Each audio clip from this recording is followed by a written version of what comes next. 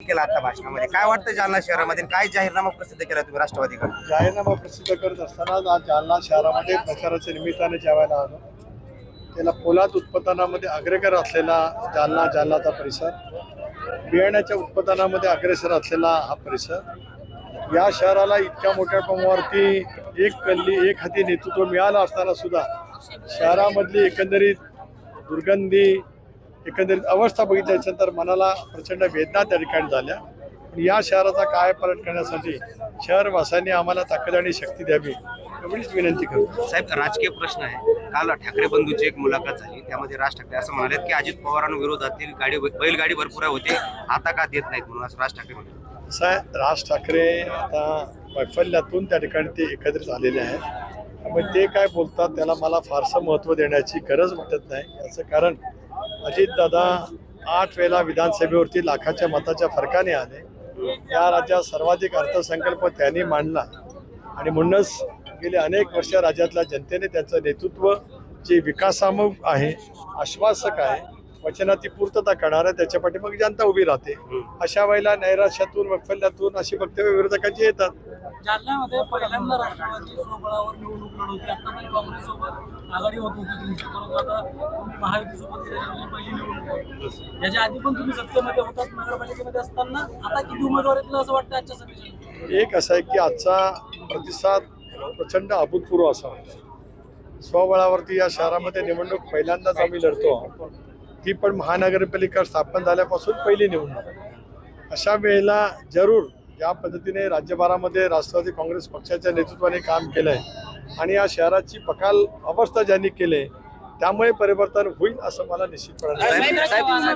साहेब, राज्यामध्ये तुम्ही महायुती म्हणून आहेत, मात्र पुण्यामध्ये राष्ट्रवादी आणि भाजप आमने सामने अजितदादा टीकास्त्र टाकतायत भाजपवर. एक असं आहे की राज्याच्या राजकारणामध्ये आपण 95 सालापासून पाहिलं की राज्यामध्ये युतीच्या आघाडीच्या राजकारणाची अपरिहार्यता आली. कधी भाजप शिवसेनेचं सरकार होतं, लोकशाही आघाडीचं सरकार, काँग्रेस राष्ट्रवादी काँग्रेस पक्षाचं राहिलं. त्या वेळेला स्थानिक स्वराज्य संस्थांच्या निवडणुका ह्या स्वतंत्रपणाने लढल्या गेल्या.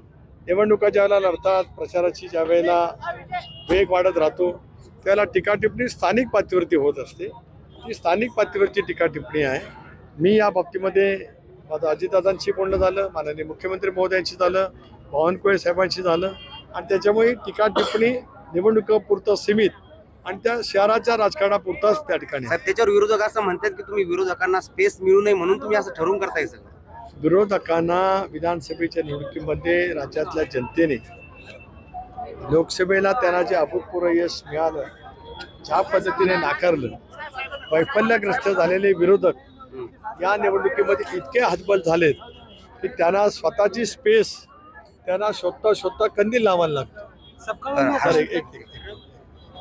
अशा वेळेला राष्ट्रवादी काँग्रेस पक्ष, शिवसेना असेल, भारतीय जनता पक्ष असेल, वेगवेगळ्या पद्धतीने ज्यावेळेला लढतात, त्यावेळेला मग त्यांची स्पेस जनतेने ज्यावेळेला कमी केलेली आहे, त्यावेळेला ते असं बोलणारच.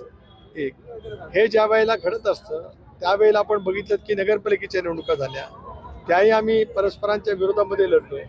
पण राज्यातल्या जनतेने 90% कौल हा महायुतीला दिला.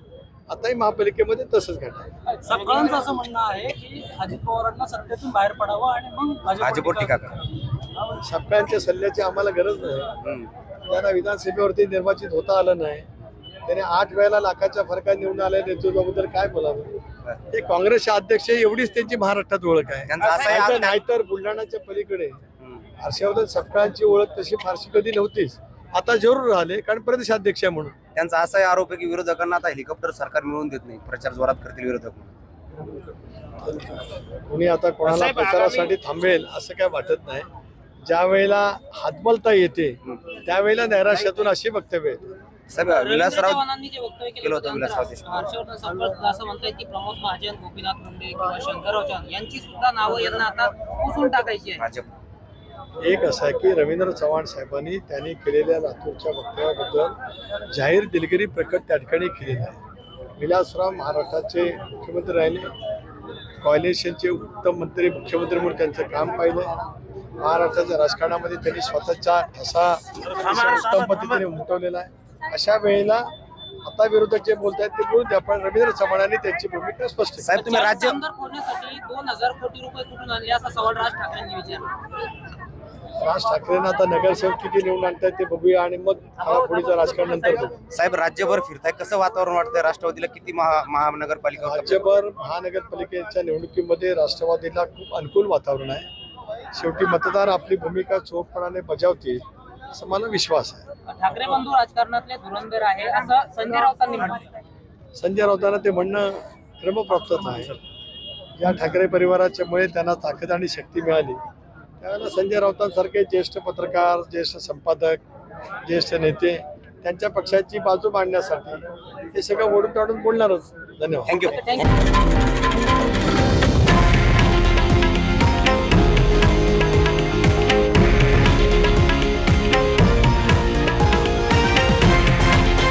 हे आहे देशातील नंबर 1 न्यूज नेटवर्क आणि आपण पाहत आहात TV9 मराठी, एकमेव.